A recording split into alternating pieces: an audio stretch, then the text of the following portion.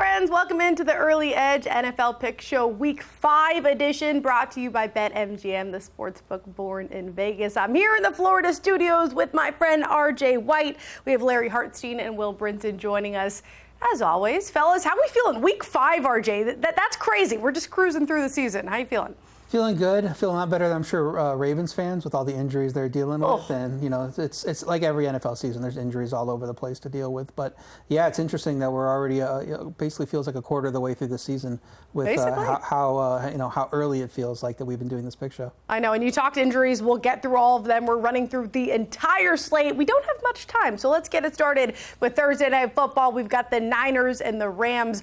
Rams laying 7. Speaking of injuries, as RJ was just talking about, but always, guys, these divisional battles are tight. Of course, this one in the NFC West, and both teams at 3-1. There's a 3-way tie here, so this is a big game. Rams coming off that big win over the Colts, and Niners got Brock Purdy back for Week 4, but he ended up back on the injury report with pretty much everybody else. He's questionable with a toe. Let's go to you first, RJ. How are you approaching this one? Yeah, I'm taking the under here. I like the under at 46.5. You know, you mentioned the injuries they're dealing with. I cannot see Mac Jones having success against this defense that has been playing really well. Then you go on the other side. The San Francisco defense actually did shut down Jacksonville in the second half. That unit's the main reason that no San Francisco game has gone over 47 yet this year. So with both defenses playing well, under 5 yards per play allowed, I think it's going to be similar to the 49ers-Cardinals game. That was a 16-15 final. We'll get something like that on Thursday, so take the under here. Will's being very animated, shaking his head. You're laying the points, Will. Yeah, obviously. Look, it's gotten up to 7. It moved up a little bit more across that key number on Wednesday. I think that's probably a reaction to the practice reports, to the injury reports. Ricky Pearsall and Juwan Jennings still, we're doing this on Wednesday before we get those West Coast injury reports. But, I mean, those guys might not practice on Wednesday. I think Brock Purdy's definitely up in the air. I think the line movement tells you Brock Purdy might not play. And I think the Rams are maybe the best team in football. I mean, that's a crazy thing to say, but they have the biggest yard per play difference in the entire NFL. And by the way, guys, revenge game spot for Davante Adams. I wish I was kidding.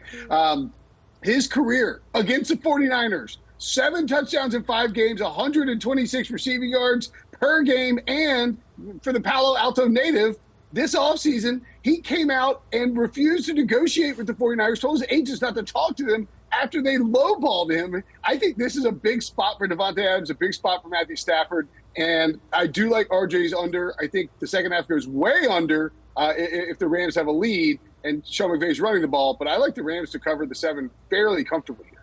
Yeah, I'm on this full game under, and it looks like you, Larry. First of all, can I ask you, can we really take anything that Will says about the Rams seriously? Because he's such a big fan, or are the Rams the best football team right now? I think we need to see a 14.5 up on the screen for Will to consider the 49ers.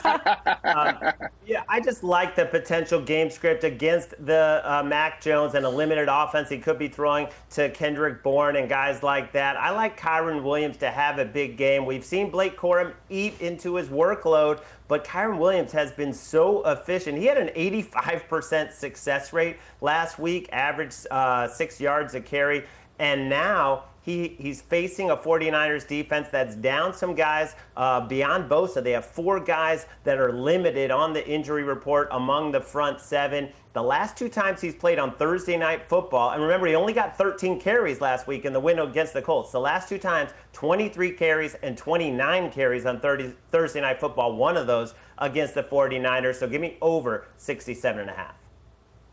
Well, I was going to add too. Niners 10+ quarterback pressures in their first 3 games of the season. They lose Nick Bosa. Only had 5 against Jacksonville. That is you mentioned those injuries that Larry talked about. That is a big concern for the San Francisco defense. It is, and I do think the Rams can cover this number. I don't think they have to put up a ton of points on the board to cover this number because I have no faith in the Niners. Will, you talked about those injuries. We have the quarterback situation. Pressure certainly going to be an issue, which is why I'm just going to go under on this game. I don't think the Rams have to put up a lot. I don't think the Niners are going to put up a lot. And the only guy that's healthy, how funny is this, right? The irony. CMC is the one healthy guy in this roster, and they're feeding him every way they can. He is leading this team by far in targets with 43.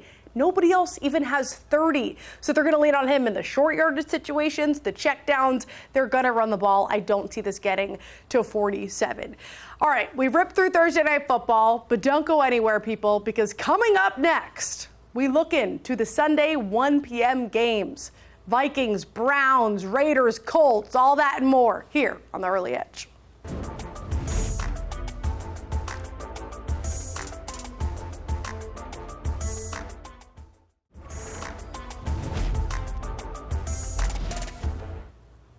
Welcome into the Early Edge NFL Pick Show here with RJ, Will, Larry. I'm Claudia, breaking down the entire Week 5 slate. And we start, fellas, in London, England. Will, give me the accent. I'm going to default to the accent that my son Robbie uses when he's talking about Harry Potter. Let's have a spot of tea, and we'll watch this game. Perfect. All right, Vikings on their world tour, laying 3.5 against the Browns. Total set at 36 in the hook. Carson Wentz and his Viking squad coming off that loss to the Steelers. Browns expected to make a change at quarterback. That was the big news. Joe Flacco seriously struggling. So Dylan Gabriel getting the go, which means Shedeur Sanders is the third string quarterback. Not a lot of people expected that one. With this being his first start, Dylan Gabriel in the NFL, he becomes the first quarterback to make his first NFL start outside of the U.S. Larry, how do we see that going for him? Well, I don't think it's going to go well for him against a Brian Flores defense. I mean, that's how bad Joe Flacco had to be. To get benched, to put a rookie in against Brian Flores, you really have to be in dire straits, and they were. So I don't think they're going to do much. I'm waiting for Quinshon Judkins props, rushing attempts to pop, because definitely want to look over on that. He cleared it last week easily, got to 17 carries, could be up around 20 carries in this one. But I don't think either team is going to score much. Carson Wentz looked very uncomfortable, missing 3 offensive linemen through 2 picks. Now he faces a Browns defense that, despite playing the Ravens, despite playing the Lions, are still easily number 1 in yards per play allowed at 4.1 yards per play. I think it's going to be a grind. I think we're talking 17-13, and this one stays under. Number 2 in total defensive DVOA, number 2 in pressure rate. That Cleveland front is, like you said, Larry, against some good competition. Will, it sounds like you're on the same page. You're also going under. Yeah, and when we started doing our picks on the rundown, just to pull back the curtain a little bit, it was 40.5, and it's pretty telling when a line drops, a total drops 4 points. Yeah, I'm still kind of like, yeah, I mean, I think that's pretty good. Like, I can live with 36.5. I just don't see either of these coaches or either of these teams attempting to do too much in this game. I mean, Dylan Gabriel, you talk about a tough spot, a mid-round rookie going against, as Larry notes, a Brian Flores defense at like 9:30 in the morning Eastern time in London on a bad Browns offense. This is a horrific spot. It's like, even to Oregon, it's like 3 a.m. is like natural body clock time. I just don't think either offense will try to do much other than run the football against 2 dangerous defenses, knowing that every time you throw it, a turnover to the house is really on the table. So I like the under in the spot. Dylan Gabriel does have 63 FBS starts, which is the most in college history, but college football is a little different than the NFL, your first game in London, right, RJ? Yeah, I looked at the rookies who started during their rookie season that were drafted in the 3rd round or later. 5-15 straight up over the last 9 years since 2017. Wow. And then all the 5 wins kind of had a little bit of caveats. 3 of them, the defense has completely allowed nothing. Maybe that happens here for the Browns. And then the other 2, the quarterbacks barely attempted any passes either. So I think it's an interesting spot. I like the Vikings. They've had the whole week to stay over in Europe. That seemed to help the Jaguars the last 2 seasons. If we remember back 2 years ago, they were 5-point dogs against the Bills and completely handled that game in their second week in Europe that year. So I think the Vikings have a good shot here to cover. I like the -3.5, but I like even better -2.5 in the first half as Cleveland adjusts to the early start time. I think the Vikings can get to an early lead pretty easily in the first quarter even, but I'll take the -2.5 on the first half line. I'm fine if that happens, RJ, as long as the 3.5 covers the full game on the Browns, because listen. Jackson Dart had his first start. I understand it wasn't in London, but they got it done, and I'm going to back a Browns defense, as we said, one of the best in the NFL, up against a banged-up offensive line for the Vikings. They just allowed, 6 sacks in that game against the Steelers. I think that the Browns win in the trenches, and that doesn't mean they necessarily win, but I think the defense does enough to take the weight off the shoulders of Dillon Gabriel and to cover the 3.5. I love the hook. I think it's going to be close, so I will take it. And really, this offense for the Browns cannot be any worse because Joe Flacco, out of 33 qualified quarterbacks, guys, dead last in passer rating, completion rate, EPA per drop back, and he had the second most picks. So even if Dillon Gabriel doesn't look great, is he going to be Joe Flacco bad? I don't think so. So I'll take 3.5. Raiders, Colts laying 7, total at 48. The Raiders at 1-3. The offense struggling to find consistency. Geno Smith, guys, really looking like an issue when it comes to the mistakes. Meanwhile, Daniel Jones and the Colts did just drop their first game, but they had it tied with 3 minutes left against the Rams. They're still one of the better teams in the NFL, and clearly the market thinks that because they're laying 7 against this squad. Will, what is your approach here? So this is if this number holds by kick, it will be the first time in Daniel Jones' career that he is a 7-point favorite or more. It's the second longest streak to start a career behind the legendary Joseph Joey Harrington, who was drafted 3rd overall by the Lions back in 2002. So it's rarefied air for Daniel Jones. He's playing really well. But this Colts defense, as good as the Colts offense has been, the defense is susceptible too. The Raiders have held 3 out of 4 opponents under 100 rushing yards. If they can limit Jonathan Taylor a little bit, I think you can, again, you saw what the Rams did. You forced Daniel Jones to throw more. Maybe you get some turnovers, a little offensive regression. I think it's just too many points. Geno could throw against his secondary, and I think Genty has a decent day as well. I'll take the Raiders +7. And I don't know how early this line is. It's clearly very early, but the Colts were originally a 1.5-point favorite. And I don't know how long ago that was, but it makes sense if the market is overreacting just a little bit. RJ, I'll send it over to you. You're going with the Raiders under on their team total. Yeah, I like the Raiders under 20.5. That Colton Miller injury is a major issue for the Raiders because he's been their only competent offensive lineman so far this year. And so with Geno not playing well, the run game will need to be as awesome as it was last week, I think, just to get to 20 points. I think the Colts are worth playing under if you can get it under 7. But if that's available spread, I'd rather just be on the under Vegas team total and expect that the Colton Miller injury really makes Geno Smith struggle even more. I have a 20-1 Geno Smith interception leader ticket that's feeling pretty good right now. Yeah, you should be feeling good about that. Larry, I saved the best for last because we are both laying 7 with the Colts.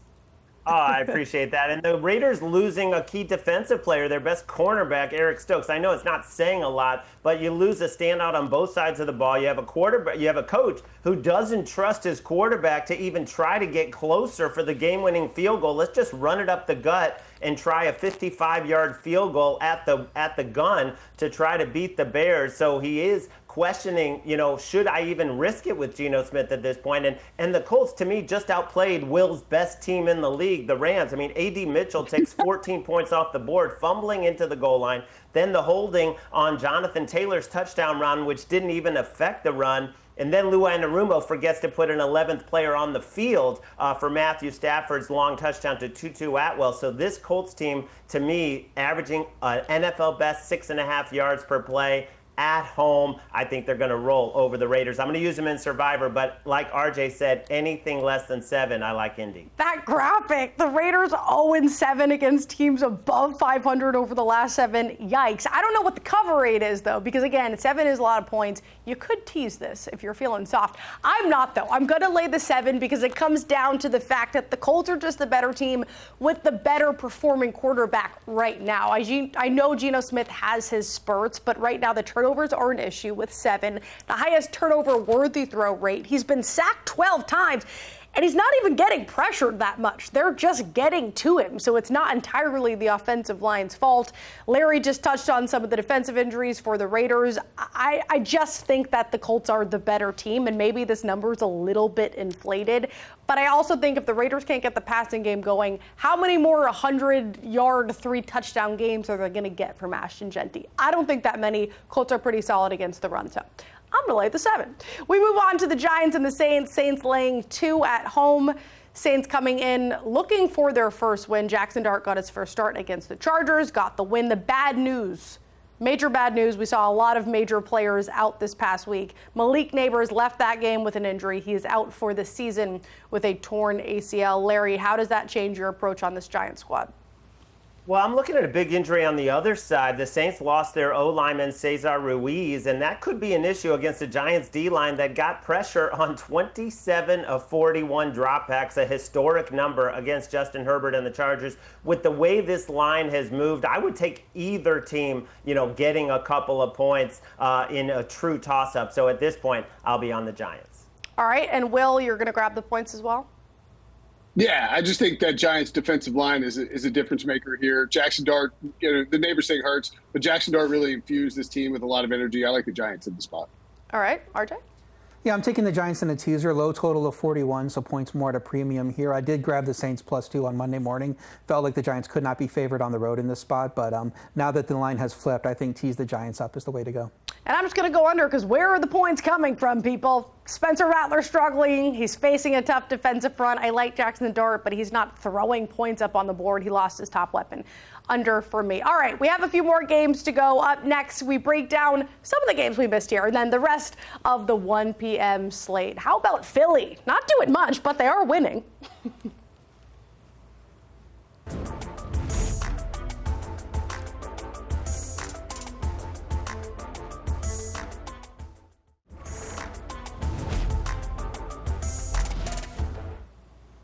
Hey friends, back here on the Early Edge running through NFL Week 5, the entirety of the slate. We're on the 1 p.m. games right now with Larry, RJ, Will. I'm Claudia. RJ, let's send it to you first for this Cowboys-Jets matchup. Cowboys laying 2.5. We just talked off camera. The look ahead here was 1.5, so Cowboys getting some love there. Coming off that tie game to Micah Parsons and the Packers.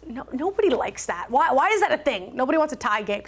Jets on a short week. What's your approach to this one? Yeah, I like taking the Jets team total over 22.5. Dallas, I think, is a bit overrated off that 40-point game. The defense is a major problem, and Justin Fields should be able to score a bunch of points here. I mean, you watch him play, and the offense looks pretty ugly, and then you look up, and they have 7.1 yards per play in that game. It's still over 6 if you take out his long touchdown in the final lateral play. So even with how poorly the Jets defense has played, the team is just minus 0.1 yards per play on aggregate. That tells you how well the offense is playing, especially with Fields in there. So I like the Jets to go over 22.5 on their team total. I think they get to 24. All right, and Will, you're looking at an over for this game, and it does look like, again, I don't know when this number was, but 44.5 was a look ahead, up to 47 in the hook now. Yeah, I mean, it shouldn't be surprising that this number has jumped up because you saw what the Cowboys do. The Cowboys can score against a really good defense, and the Cowboys are more than willing to let anybody do anything they want against their secondary and against that defense. So I think we just see lots of points back and forth here. Garrett Wilson was animated on Monday night. He still scored, but I think we get a squeaky wheel game from him. And George Pickens should have a monster game as well. I just think we clear 50 easily in this game total. Larry, you have a lean on taking the points. I'm sure a 3 would entice you a lot more, but you'll take the 2.5. Yeah, Garrett Wilson said last week against the Dolphins was a must-have game, and then this week is an absolutely must-have game, and I can't wait to see what adverb he's going to use if they lose this one. They haven't created a turnover yet. 4 games under Aaron Glenn, they have not created a turnover. I think that turnover luck is going to start to regress, and the Cowboys offense, you can pass all over them, so I would lean towards the Jets. I like the Cowboys team total.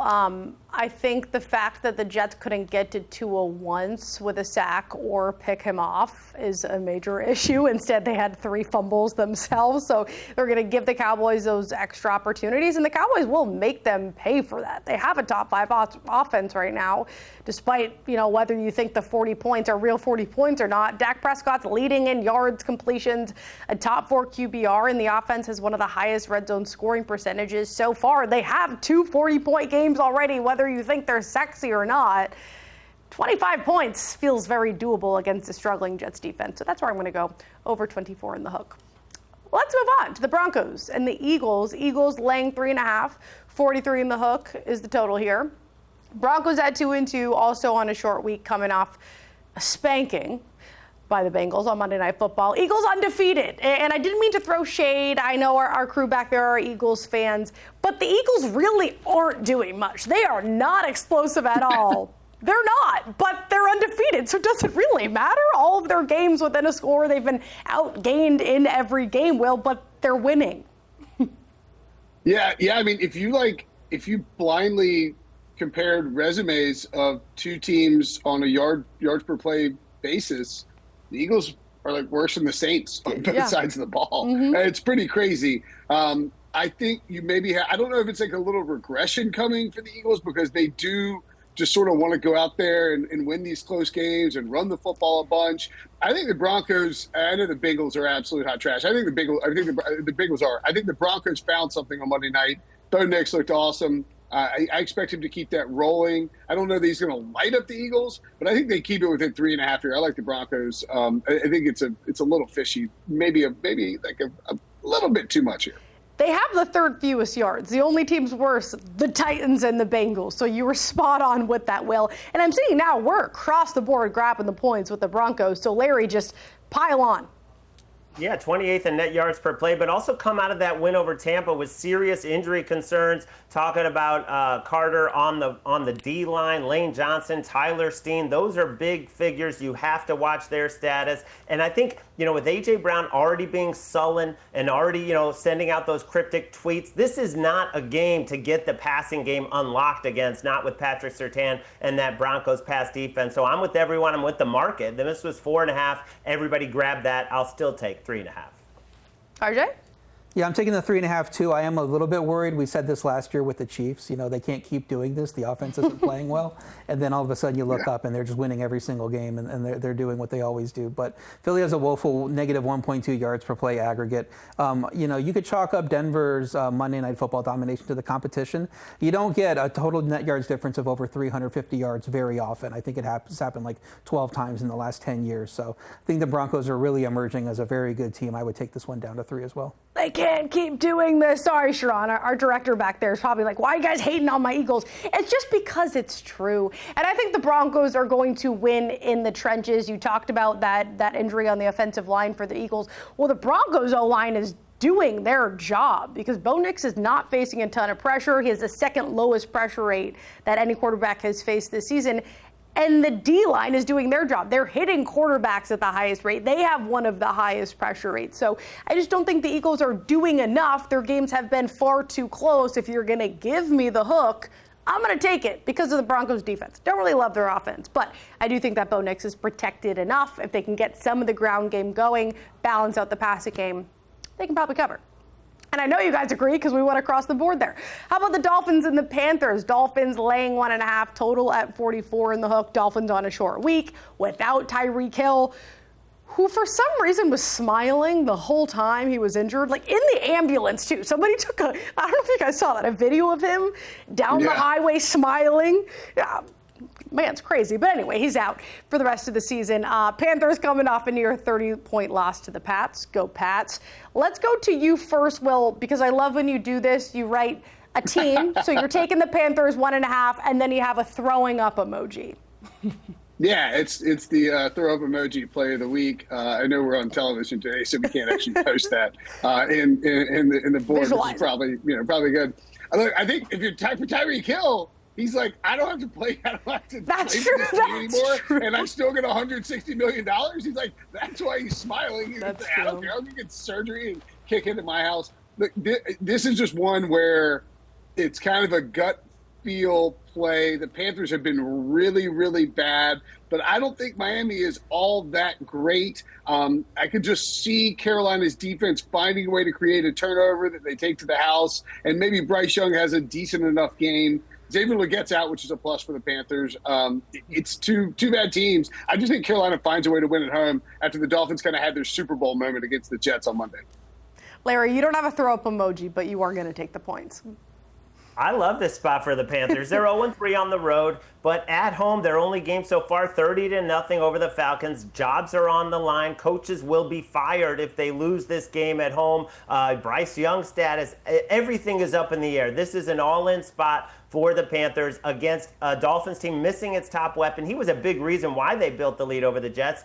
And the Dolphins gave up over 7 yards of play to the Jets. So if not now for the Panthers, it's never going to happen, and I think they get it done at home. Yeah, the Panthers really have zero consistency, so it's kind of hard to handicap them, RJ, but you are going to take the points as well. Yeah, I've got to lean with the Panthers here. A team with the defense as bad as Miami should not be laying points on the road against anybody, especially after losing its top offensive player. So you get into a shootout, you're throwing all of a sudden Malik Washington and Jalen Waddle and no Tyreek Hill there, and Darren Waller, who, we'll see if he can keep up what he did on Monday night there. I'd be surprised if this doesn't close with Carolina favored. So get in catching points or with a plus odds money line, I think is the way to go. Get ahead of that market. I did say under 45.5, so already the market has moved against me, but agreeing with me basically down to 44. I'd probably still go under. I know neither defense is good. I'm not saying that they are. But where are the points going to come from? Your best player on the Dolphins is out. You have Xavier Legette, which you said is questionable. Jatavion Sanders is questionable. Your right guard is questionable. Tua's been struggling all season long. I don't think that's going to really change here, despite whether he faces a lot of pressure or not. So it's an under game for me. Texans. Laying 1 from 2.5, so Ravens money coming in, total at 40 in the hook. And that sounds crazy. Why are the Texans the favorite here? Well, the Ravens have everybody injured. Lamar Jackson is out. Cooper Rush, it looks like, is going to be the backup. It's among several defensive injuries. They have 5 players right now questionable, out, or doubtful. Left tackle Ronnie Stanley, also questionable. The Ravens are just an absolute mess. The Texans are coming off blanking a 26-0 win over the Titans. But again, we can't really read too much into that, can we, RJ? No, I like the Ravens team total under 19.5. I mean, Cooper Rush starting, like you mentioned. No left tackle is a major issue there, in addition to Lamar being out. Now 7 defensive starters are injured, too. They lost 3 more in that game. Basically, nobody left on this defense. So Houston should be able to grind out some drives, hold possession in this game, and keep Cooper Rush from having to try to throw fireworks against one of the best defenses in the league. They held the Rams, Bucs, and Jaguars to 14 points or less for 58 minutes in each of those games. And only Tampa eventually got to 20 on a last-second touchdown. So it really feels like it's going to be a struggle for the Ravens to get to 20 here. Got it at minus 102 at BetMGM. So I think it's a very good number to play the under 19.5. I agree, and I'm seeing lots of unders here on our report. Will, Larry, both of you going under. Will, tell us why. Yeah, I mean, pretty simple. I think the Texans are going to try to run the football with Woody Marks in this spot, maybe take a few play-action shots, but will be pretty simplified in their approach, try to win with defense and running the football, and dare Cooper Rush to beat them, which I don't think he will. Ravens are also going to try and simplify things and just pound the football. I think the game goes way under, like 19-10 final or something. Larry, even with all of these Ravens defensive injuries, you're still going under. Yeah, because they've got to avoid the C.J. Stroud interceptions. They're going to keep it on the ground with Woody Marks. And the Texans, like RJ pointed out, they've given up the fewest points in the league. I like both teams to struggle offensively and keep this one under. Yeah, I should have done a throw up emoji for this one because I really don't like anything. I'm just leaning over on the Texans points because I feel like it's a good bounce back spot for C.J. Stroud facing such a banged up defense, front and secondary. Because C.J. Stroud has not looked good, and it looks for sure like a slump for him. If anything, it's a bounce back. Honestly, I'll probably do props. You talked about Woody Marks, Will. I think that's a good spot. I'm just going to throw up on this game. Don't go anywhere. Coming up next, we're going to run through those 4 p.m. games here on the Early Edge. More injuries for that squad we'll get to here on the Early Edge.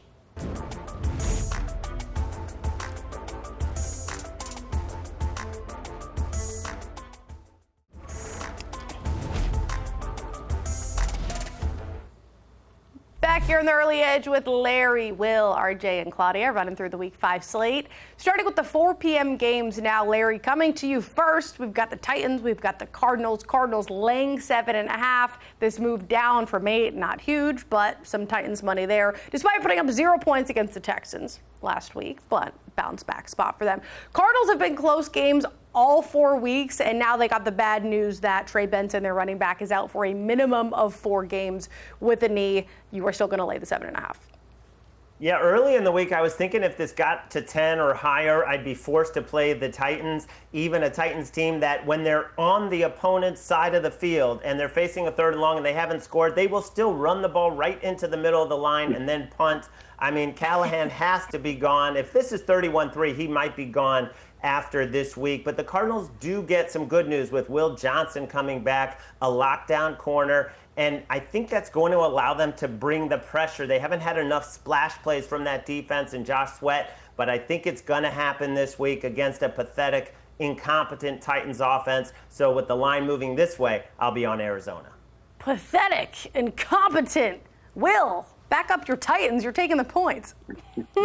I hate the Titans. I hate Brian Callahan. I don't hate Cam Ward. I feel like he's been put in a tough spot.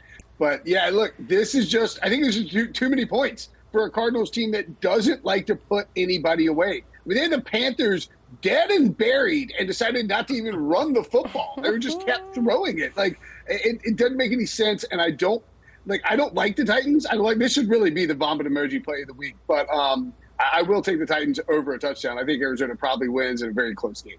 Why don't you just tease the Cardinals down to 2? No, I don't like the tease. I'm not good at teasers. Whatever, man. All right, RJ, tell us why you like the Titans team total under.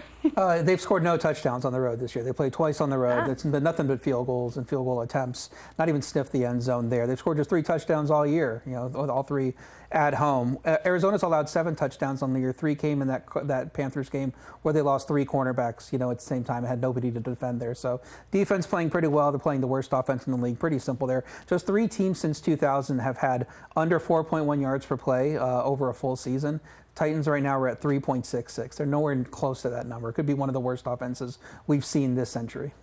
Yeah, I mean, we can pile on Cam Ward, which I know it's not completely his fault, but he's been hit more times than anybody at 36. The worst completion percentage, 3rd worst accuracy rate. It is some of the offensive line, but it's also just him holding on to the ball, making mistakes. They can't really rely on Tony Pollard out of the backfield. So I'm going to tease the Cardinals, although Will didn't want to come on this train with me. Get him down to 1.5. Tease him with the Bills down to 1.5. We get rid of the sweat.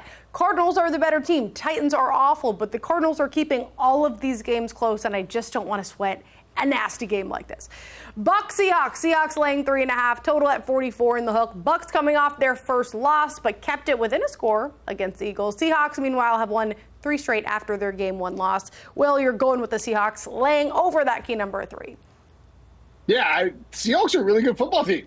I mean, I don't know what to tell you. Like, I think it's surprising, but they're, the yards per play metrics are there. We know Mike McDonald is a great defensive coach. He's getting the most out of this team, and Sam Darnold's had some good moments.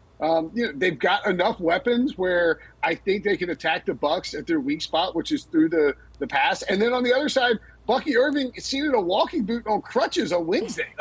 And Tom Bolson, he had to be practicing by Friday to play. So it looks like Bucky Irving probably out for this one, which is a huge, huge deal for that Buccaneers offense. I think Seattle could stomp Tampa here. Yeah, we did see this early line at 1.5, so Seahawks have certainly seen some money. Tells you a lot, too, when it gets past that key number of 3. And, Larry, is that maybe a reason why you're leaning Bucs here?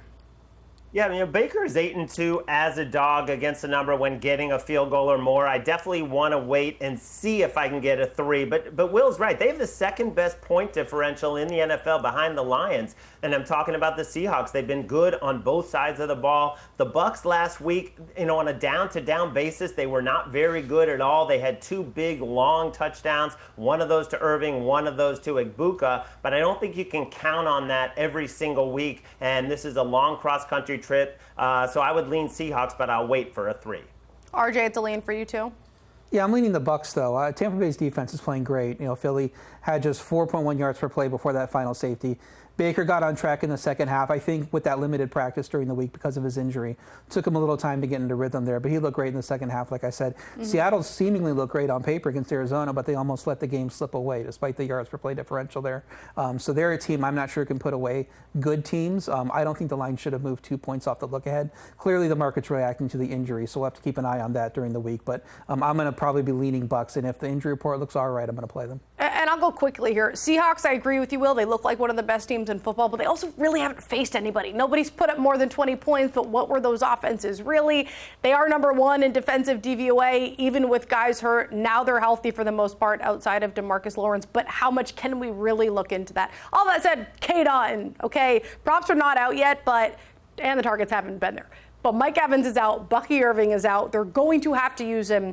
And the Seahawks squad is giving up the most receptions to tight ends in the league right now. We'll go a little bit faster on this one. Lions laying 10.5 against the Bengals. Total at 49 in the hook. RJ, let's go to you first. You're going with the Lions team total. Yeah, I took them over 16.5 in the first half. The Bengals defense was on the field for 80 plays on Monday Night Football, and that has one less day to rest. I just think Detroit's going to roll. They've averaged over 40 points and struggling versus Green Bay in week 1. Take the overall team total over, sure, fine, but I like the first half over. Larry, Lions?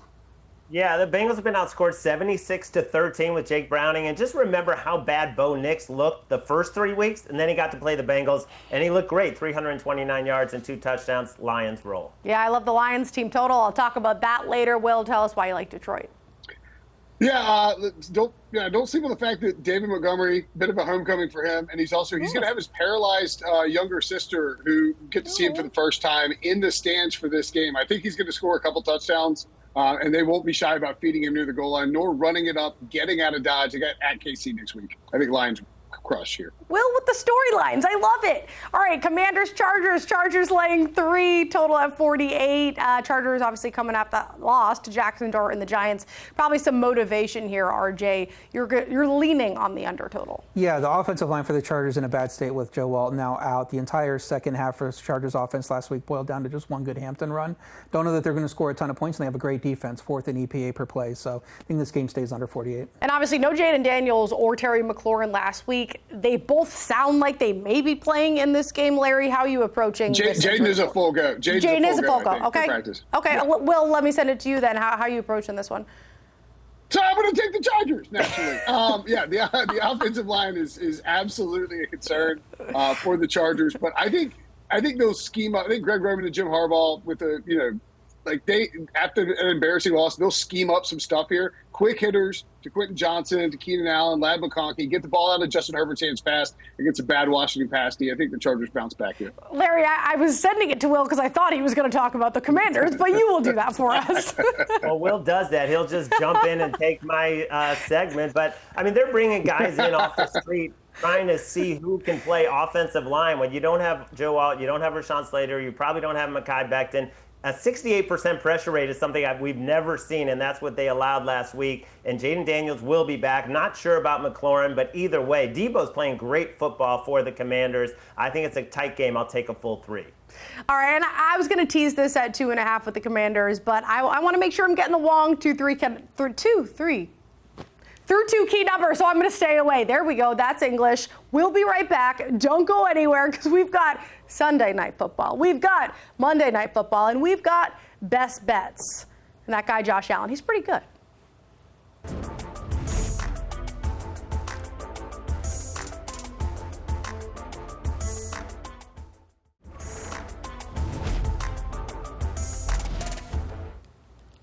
Hey friends, back here on the Early Edge running through week 5 with Larry, Will, RJ, and me, Claudia, and my squad is getting the spotlight they deserve. The Patriots Sunday Night Football against the Bills. Bills laying 7.5. This earlier line was 10, so the Patriots are getting some love after taking care of the Panthers. Will, I'll send it over to you first. How do you see this one going down?